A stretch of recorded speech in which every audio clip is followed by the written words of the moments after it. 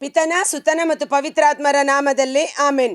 ರೆಕ್ಕೆಯಿಂದ ನನ್ನ ಹೊದಿಸಿ ಕಾದು ನಡೆಸುವ ಆತನ ವಚನ ಆತ್ಮನ ಆಯುಧ ನನಗೆ ಖೇಡ್ಯವು.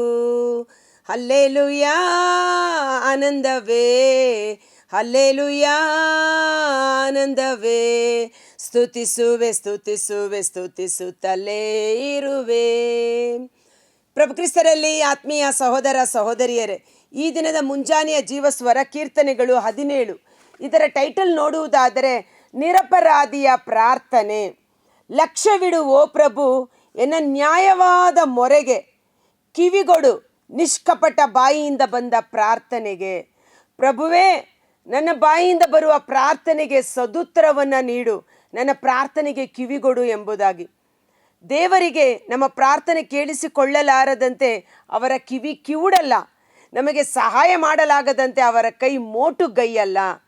ದೇವರ ಕಣ್ಣು, ದೇವರ ಹಸ್ತ ಸದಾ ನಮ್ಮ ನೆರವಿಗಾಗಿ ಕಾದು ನಿಂತಿದೆ. ನ್ಯಾಯ ತೀರ್ಪು ಬರಲಿ ಎನಗೆ ನಿನ್ನಿಂದಲೇ, ನೀತಿಗನುಸಾರ ನೋಡುವಾತ ನೀನಲ್ಲವೇ. ಹೃದಯ ವೀಕ್ಷಿಸು, ಇರುಳೆಲ್ಲ ವಿಚಾರಿಸು, ಅಗ್ನಿ ಪರೀಕ್ಷೆ ಮಾಡಿಸು. ನಾ ದೋಷರಹಿತ, ಮಾತಲ್ಲಿ ತಪ್ಪದವ ಎಂದಾಗ ತೀರ್ಮಾನಿಸು. ದೇವರು ನಮ್ಮ ಹೃದಯವನ್ನು ಪರಿಶೋಧನೆ ಮಾಡುವ ದೇವರು. ಇಲ್ಲಿ ಕೀರ್ತನೆಗಾರ ಹೇಳುತ್ತಾನೆ, ನನ್ನ ಹೃದಯವನ್ನು ಪರೀಕ್ಷಿಸು, ರಾತ್ರಿಯಲ್ಲೂ ನನ್ನ ಮನಸ್ಸಿನ ಆಲೋಚನೆಗಳನ್ನು ನೀನು ಗಮನಿಸು, ನಾನು ದೋಷರಹಿತ ಎಂಬುದು ನಿನ್ನ ಗಣನೆಗೆ ಬರಲಿ ಎಂಬುದಾಗಿ. ಯೋಬನ ಗ್ರಂಥ 23ನೇ ಅಧ್ಯಾಯ ವಚನ 10 ತುಂಬ ಚೆನ್ನಾಗಿ ಹೇಳುತ್ತೆ. ಆತನಾದರೋ ಬಲ್ಲ, ನಾನು ಹಿಡಿಯುವ ದಾರಿಯನು, ಆತ ನನ್ನನ್ನು ಶೋಧಿಸಿದರೆ ಚೊಕ್ಕ ಬಂಗಾರವಾಗುವೆನು. ದೇವರು ನನ್ನನ್ನು ಪರೀಕ್ಷೆ ಮಾಡಿದ್ದೆ ಆದರೆ ಅವರ ಕಣ್ಣಿಗೆ ನಾನು ಚೊಕ್ಕ ಚಿನ್ನವಾಗಿ, ಅಪ್ಪಟ ಚಿನ್ನವಾಗಿ ನಾನು ಕಾಣಿಸಿಕೊಳ್ಳುವೆನು. ಈ ಅಪ್ಪಟ ಚಿನ್ನ ನಮಗೆ ಎಲ್ಲಿ ದೊರಕುತ್ತದೆ? 1 ಪೇತ್ರ 1ನೇ ಅಧ್ಯಾಯ ವಚನ 7ರಲ್ಲಿ, ನಾಶವಾಗುವ ಚಿನ್ನ ಸಹ ಬೆಂಕಿಯಲ್ಲಿ ಪುಟವಿಟ್ಟು 7 ಬಾರಿ ಅದನ್ನು ಅಕ್ಕಸಾಲಿಗ ಬೆಂಕಿಯಲ್ಲಿ ಪುಟವಿಟ್ಟು ಅದನ್ನು ಪರಿಶುದ್ಧಗೊಳಿಸುತ್ತಾನಲ್ಲವೇ. ಆ ನಾಶವಾಗುವ ಚಿನ್ನನೇ ಬೆಂಕಿಯ ಕುಲುಮೆಯಲ್ಲಿ ಹಾಕಿ ಅದು ಪರಿಶೋಧಿಸಲ್ಪಡುವಾಗ ಚಿನ್ನಕ್ಕಿಂತ ಅಮೂಲ್ಯವಾದ ನಿಮ್ಮ ವಿಶ್ವಾಸ ಪರಿಶೋಧಿತವಾಗಲೇಬೇಕು. ನಿಮ್ಮ ವಿಶ್ವಾಸ ಸಂಕಟ, ಕಷ್ಟ ಸಂಕಟಗಳು, ರೋಗ ಬಾಧೆಗಳು, ಶತ್ರು ಕಾಟಗಳು, ನಿಮ್ಮ ವಿಶ್ವಾಸ ಬೆಂಕಿಯ ಕುಲುಮೆಯಲ್ಲಿ ಪರಿಶೋಧನೆಯಲ್ಲಿ ಅದು ಪುಟವಿಡಲೇಬೇಕು. ಆಗ ಮಾತ್ರ ನೀವು ಅಪ್ಪಟ ಚಿನ್ನವೆಂದು ಪರಿಗಣಿಸಲ್ಪಡುತ್ತೀರಿ.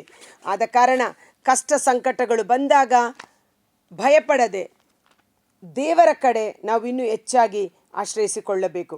ಆ ವಾಕ್ಯ ಓದೋಣ. ಯಾಕಂದರೆ ದಾವಿದ ಆ ಕೀರ್ತನೆಗಾರ ಹೇಳ್ತಾನೆ, ನೀನು ನನ್ನ ಹೃದಯವನ್ನು ಪರೀಕ್ಷಿಸು, ರಾತ್ರಿಯಲ್ಲಿ ನನ್ನ ಮನಸ್ಸಿನ ಆಲೋಚನೆಗಳನ್ನು ಪರೀಕ್ಷಿಸು, ನಿನ್ನ ಮುಂದೆ ನಾನು ಪರಿಶುದ್ಧನಾಗಿಯೇ ಕಾಣಿಸಿಕೊಳ್ಳುವೆನು ಎಂಬುದಾಗಿ.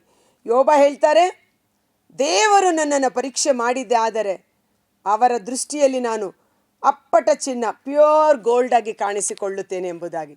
ಈ ಕೀರ್ತನೆಯನ್ನು ಓದುವ ನಾವು ಸಹ ನಮ್ಮ ವಿಶ್ವಾಸ ಪರಿಶೋಧನೆಯ ಸಮಯದಲ್ಲಿ ದೇವರಿಗೆ ವಿರೋಧವಾಗಿ ಹೋಗದೆ ಆ ಶೋಧನೆಗಳನ್ನು ಜಯಿಸಿ ದೇವರಿಗೆ ಅಪ್ಪಟ ಚಿನ್ನವಾಗಿ ಮಾರ್ಪಾಡಾಗಬೇಕು.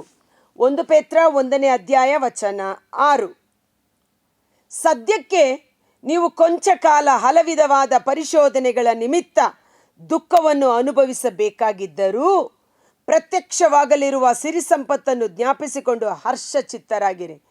ಪರಿಶೋಧನೆಗಳು ಬಂದೊದಗುವುದು ನಮ್ಮ ವಿಶ್ವಾಸವನ್ನು ಪುಟವಿಡುವುದಕ್ಕಾಗಿಯೇ. ನಶಿಸಿ ಹೋಗುವ ಬಂಗಾರವು ಕೂಡ ಬೆಂಕಿಯಿಂದ ಪರಿಶೋಧಿತವಾಗುತ್ತದೆ. ಬಂಗಾರಕ್ಕಿಂತಲೂ ಬಹು ಅಮೂಲ್ಯವಾದ ನಿಮ್ಮ ವಿಶ್ವಾಸ ಪರಿಶೋಧಿತವಾಗಬೇಕು. ಆಗ ಮಾತ್ರ ಯೇಸುಕ್ರಿಸ್ತರು ಪ್ರತ್ಯಕ್ಷವಾಗುವ ದಿನದಂದು ನಮಗೆ ಪ್ರಶಂಸೆ, ಪ್ರತಿಷ್ಠೆ ಹಾಗೂ ಪ್ರತಿಭೆ ದೊರಕುತ್ತದೆ. ಸೊ ಇಲ್ಲಿ ಕೀರ್ತನೆಗಾರ ಧೈರ್ಯದಿಂದ ದೇವರ ಮುಂದೆ ಅರಿಕೆ ಮಾಡಿ ಪ್ರಾರ್ಥನೆ ಮಾಡುವಂಥದ್ದು. ಲೋಕ ವಿಚಾರಗಳಲ್ಲಿ ಹಿಂಸಾತ್ಮಕ ಮಾರ್ಗ ಹಿಡಿದಿಲ್ಲ, ನಿನ್ನದರ ವಚನವನ್ನು ನಾನೆಂದಿಗೂ ಮೀರಿ ನಡೆದಿಲ್ಲ. ನಿನ್ನ ಮಾರ್ಗದಿಂದ ಕಾಲು ಜಾರಲು ಬಿಡಬೇಡ, ನಿನ್ನ ಪಥದಲ್ಲಿ ದಿಟ್ಟ ಹೆಜ್ಜೆ ಇಟ್ಟು ನಡೆದೆ. ಸದುತ್ತರ ಪಾಲಿಪೆ ಎಂದು ನಂಬಿ ಬೇಡುವೆನಯ್ಯ, ಮೊರೆಯಿಡುವೆ ದೇವ ಕಿವಿಗೊಟ್ಟು ಆಲಿಸಯ್ಯ. ದೇವರು ಕಷ್ಟ ಸಂಕಟದಲ್ಲಿ ನನ್ನ ಪ್ರಾರ್ಥನೆಗೆ ಸದುತ್ತರವನ್ನು ನೀಡುತ್ತಾರೆಂಬ ವಿಶ್ವಾಸಭರಿತ ಪ್ರಾರ್ಥನೆ.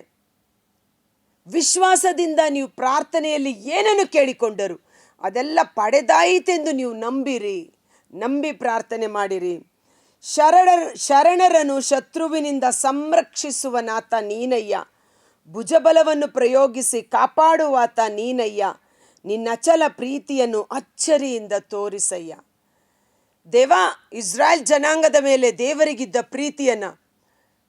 ಆ ಪ್ರೀತಿಯನ್ನು ಬಿಡುಗಡೆಯ ಕಾರ್ಯದ ಮೂಲಕ ತೋರಿಸಿದರು, ಅದ್ಭುತ ಕಾರ್ಯದ ಮೂಲಕ ತೋರಿಸಿದರು. ದೇವರ ಪ್ರೀತಿ ನಮ್ಮಲ್ಲಿ ಪ್ರಕಟವಾಗುವಾಗ ರೋಗ ಸೌಖ್ಯಗಳಾಗುತ್ತೆ, ಬಿಡುಗಡೆ ಆಗುತ್ತೆ, ಅದ್ಭುತ ಕಾರ್ಯಗಳು ನಮ್ಮಲ್ಲಿ ನೆರವೇರುತ್ತದೆ. ಭುಜಬಲ ಪರಾಕ್ರಮದಿಂದ ಇಸ್ರಾಯೇಲರನ್ನು ಬಿಡುಗಡೆ ಮಾಡಿದೆಯಲ್ಲ, ನಿನ್ನ ಪ್ರೀತಿಯ ಅಚ್ಚರಿಯ ಕಾರ್ಯಗಳನ್ನು ತೋರಿಸು. ಮುತ್ತಿಗೆ ಹಾಕಿರುವ ಹೀನ ಶತ್ರುಗಳಿಂದ, ಸುತ್ತುವರೆದಿರುವ ಪ್ರಾಣ ವೈರಿಗಳಿಂದ ನಿನ್ನ ಕನೀನಿಕೆಯಂತೆ ನನ್ನ ಕಾಪಾಡು. ನನ್ನನ್ನು ಶತ್ರುಗಳು ಮುತ್ತುವರೆದಿದ್ದಾರೆ, ನನ್ನ ಪ್ರಾಣವನ್ನು ತೆಗೆದು ಹಾಕಬೇಕೆಂದು ಹೊಂಚು ಹಾಕುತ್ತಿದ್ದಾರೆ. ಆದಾಗ್ಯೂ ನಿನ್ನ ಕನಿನಿಕೆಯಂತೆ ನನ್ನನ್ನು ಕಾಪಾಡು ಎಂದರೆ ನಿನ್ನ ಕಣ್ಣು ಗುಡ್ಡೆಯಂತೆ ನನ್ನನ್ನು ಪೋಷಿಸಿ ಪರಾಂಬರಿಸು ಎಂಬುದಾಗಿ. ನಿನ್ನ ರೆಕ್ಕೆಗಳ ನೆರಳಲ್ಲಿ ಮರೆಸಿಡು. ಆತನ ರೆಕ್ಕೆಗಳು ಹದ್ದು ತನ್ನ ಮರಿಗಳನ್ನು ರೆಕ್ಕೆಡಿಯಲ್ಲಿಟ್ಟು ಕಾಯ್ದು ಕಾಪಾಡುವಂತೆ. ಧರ್ಮೋಪದೇಶ ಕಾಂಡ 32ನೇ ಅಧ್ಯಾಯ ವಚನ 10-11 ನಾವು ನೋಡ್ತೇವೆ. 6 ಲಕ್ಷ ಇಸ್ರಾಯೇಲ್ ಜನಾಂಗವನ್ನು ಬಿಡುಗಡೆ ಮಾಡಿಕೊಂಡು ಬಂದಾಗ ಮರುಭೂಮಿಯಲ್ಲಿ ನಾನು ಅವರನ್ನು ನನ್ನ ಕಣ್ಣು ಗುಡ್ಡೆಯಂತೆ ಪೋಷಿಸಿ ಪರಾಂಬರಿಸಿದೆನು. ಹದ್ದು ತನ್ನ ಮರಿಗಳನ್ನು ರೆಕ್ಕೆಡಿಯಲ್ಲಿಟ್ಟು ಕಾಯ್ದು ಕಾಪಾಡುವಂತೆ ನಾನು ಅವರನ್ನು ಸುರಕ್ಷಿತವಾಗಿ ಕಾಯ್ದು ಕಾಪಾಡಿದೆನು. ನನ್ನ ಯೇಸು ನನ್ನ ರಕ್ಷಕ ನಮ್ಮನ್ನು ಸಕಲ ವಿಧವಾದ ಕೇಡು ಅಪಾಯಗಳಿಂದ ತಪ್ಪಿಸಿ ಕಾಯ್ದು ಕಾಪಾಡುವ ದೇವರು. ಆಮೆನ್. ಕಣ್ಮಣಿಯಂತೆ ನಮ್ಮನ್ನು ಪೋಷಿಸಿ ಪರಾಂಬರಿಸುವ ದೇವರು. ಕರುಣೆಗೆ ಎಡೆಯಿಲ್ಲ ಕೊಬ್ಬಿದ ಆ ಹೃದಯಗಳಲ್ಲಿ, ಗರ್ವ ತುಳುಕುತ್ತಿದೆ ಆ ಜನರ ಬಾಯಿಗಳಲ್ಲಿ. ಹಿಂದೆಯೇ ಬಂದು ಸುತ್ತುವರೆದುಕೊಳ್ಳುವರು, ನೆಲ ಕಪ್ಪಳಿಸಲು ಹೊಂಚು ಕಾಯುತ್ತಿರುವರು. ಇಹರು ಸೀಳಿ ಹಾಕಲಿರುವ ಕೇಸರಿಯಂತೆ ಹೊಂಚು ಹಾಕುತ್ತಿಹರು ಪ್ರಾಯ ಸಿಂಹದಂತೆ. ಪ್ರಾಯದ ಸಿಂಹ ಹೇಗೆ ಹೊಂಚು ಹಾಕಿ ಬೇಟೆಯಾಡಲು ಕಾಯುತ್ತಿರುತ್ತದೋ ಹಾಗೆ ನಿರಪರಾಧಿಯಾದ ನನ್ನನ್ನು ನಾಶ ಮಾಡುವುದಕ್ಕಾಗಿ ಶತ್ರುಗಳು ಹೊಂಚು ಹಾಕಿ ಕಾಯುತ್ತಿದ್ದಾರೆ. 13ನೇ ವಚನ. ಸದೆಬಡಿ ಪ್ರಭು, ಆ ದುರುಳರನ್ನು ಎದುರುಗೊಂಡು ಖಡ್ಗ ಹಿಡಿದೆನ್ನ ಪ್ರಾಣವನ್ನು ಕಾಪಾಡು. ಇಳೆಯ ಮಾನವರಿಂದ ಪ್ರಭು ಎನ್ನನ್ನು ಕೈಯಾರೆ ಕಾಪಾಡು. ಜಗವೇ ತಮ್ಮ ಪಾಲಿನ ಪರಿಮಿತಿ ಎನ್ನುವವರಿಂದ ಕಾದಿಡು.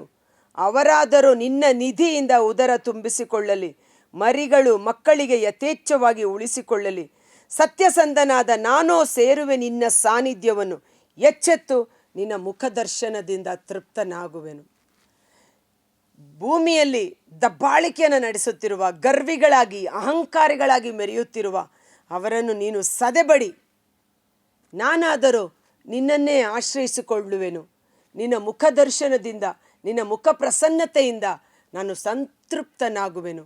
ಕಾರಣ ದೇವರ ಪ್ರಸನ್ನತೆಯಲ್ಲಿ ಪರಮಾನಂದ ತೈಲದ ಅಭಿಷೇಕವಿದೆ. ದೇವರ ಪ್ರಸನ್ನತೆಯಲ್ಲಿ ಜೀವದ ಮಾರ್ಗವಿದೆ. ದೇವರ ಪ್ರಸನ್ನತೆಯಲ್ಲಿ ದೈವಿಕ ಸಂರಕ್ಷಣೆ ಇದೆ. ಒಂದು ಕ್ಷಣ ಕಾಲ ನಾವು ನಮ್ಮ ಕಣ್ಗಳನ್ನು ಮುಚ್ಚೋಣ. ಈ ಕೀರ್ತನೆ 17 ನಾನು ಓದುವಾಗ ನೀವು ಅದನ್ನು ಕೇಳಿಸಿಕೊಳ್ಳುವ ಕಾರಣ ನನ್ನೊಟ್ಟಿಗೆ ನೀವೂ ಸಹ ಪ್ರತಿದಿನ ಒಂದೊಂದು ಕೀರ್ತನೆಯನ್ನು ಓದಿ ಧ್ಯಾನಿಸುತ್ತಾ ಅದರ ಒಂದು ವಾಕ್ಯದ ಆಶೀರ್ವಾದವನ್ನು ನಾವು ಪಡೆದುಕೊಳ್ಳುತ್ತಿದ್ದೇವೆ. ಕರ್ತರಾದ ಯೇಸುವೇ, ಮುಂಜಾನೆ ಜೀವಸ್ವರವನ್ನು ಆಲಿಸುತ್ತಿರುವ ಪ್ರತಿಯೊಬ್ಬ ಸಹೋದರ ಸಹೋದರಿ ಅವರ ಕುಟುಂಬಗಳನ್ನು ನಿಮ್ಮ ಕರಗಳಿಗೆ ಸಮರ್ಪಿಸುತ್ತೇನೆ. ಶತ್ರುಗಳು ನನ್ನನ್ನು ಸುತ್ತುವರೆದಿದ್ದರೂ ಸಹ, ರೋಗ ರುಜಿನದ ದುಷ್ಟ ದುರಾತ್ಮಗಳು, ವಿಷಕ್ರಿಮಿ ಕೀಟಗಳು ನನ್ನನ್ನು ಪ್ರಾಣ ತೆಗೆಯಬೇಕೆಂದು ಹೊಂಚು ಹಾಕುತ್ತಿದ್ದರೂ ಸಹ, ದೇವಾ ನಿನ್ನ ಕಣ್ಣು ಗುಡ್ಡೆಯಂತೆ, ನಿನ್ನ ಕನಿನಿಕೆಯಂತೆ ನನ್ನನ್ನು ಕಾಯ್ದು ಕಾಪಾಡು. ಸಕಲ ವಿಧವಾದ ಕೇಡುಗಳಿಂದ ತಪ್ಪಿಸು. ನಿನ್ನ ರೆಕ್ಕೆಗಳ ಅಡಿಯಲ್ಲಿ ನನ್ನನ್ನು ಸುರಕ್ಷಿತವಾಗಿ ಕಾಯ್ದಿರಿಸಿಕೊ.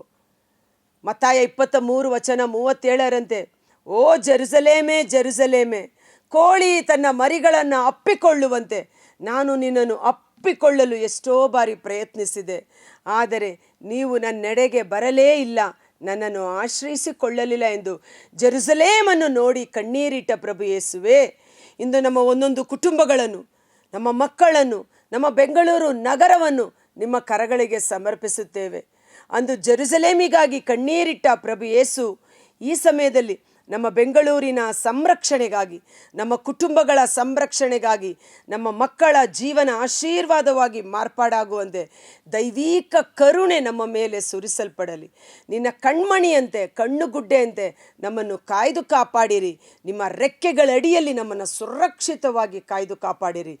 ಹದ್ದು ತನ್ನ ಮರಿಗಳನ್ನು ರೆಕ್ಕೆ ಅಡಿಯಲ್ಲಿಟ್ಟು ಕಾಯ್ದು ಕಾಪಾಡುವಂತೆ ಪ್ರಭು ಯೇಸುವಿನ ಈ ವಾಕ್ಯದ ಆಶ್ರಯದಲ್ಲಿ ನಾವು ಸುರಕ್ಷಿತರು. ದೇವರ ಆಶ್ರಯದಲ್ಲಿರುವವರು ಸುರಕ್ಷಿತರು, ಹಾನಿಯೊಂದೂ ಅವರಿಗೆ ಸಂಭವಿಸದು ಎಂಬ ವಾಕ್ಯ ನಮ್ಮಲ್ಲಿ ಕಾರ್ಯ ಮಾಡಲಿ.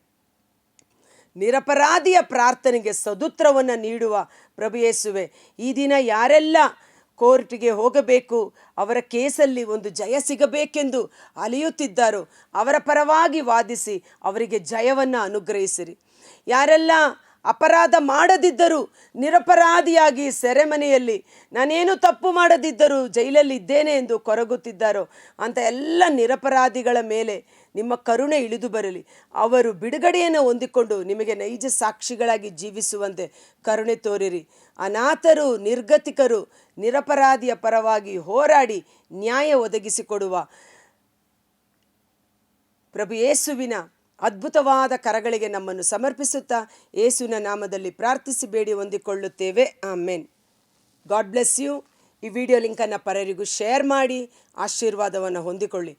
ಕೀರ್ತನೆ 17, ನಿರಪರಾಧಿಯ ಪ್ರಾರ್ಥನೆಗೆ ಸದುತ್ತರವನ್ನು ನೀಡುವ ದೇವರು ತನ್ನ ಕಣ್ಮಣಿಯಂತೆ ತನ್ನ ಮಕ್ಕಳನ್ನು ಪೋಷಿಸಿ ಪರಂಬರಿಸುವ ನನ್ನ ಯೇಸು ನನ್ನ ರಕ್ಷಕ ನಮ್ಮೊಂದಿಗಿದ್ದಾರೆ. ಧೈರ್ಯವಾಗಿರಿ. Thank you.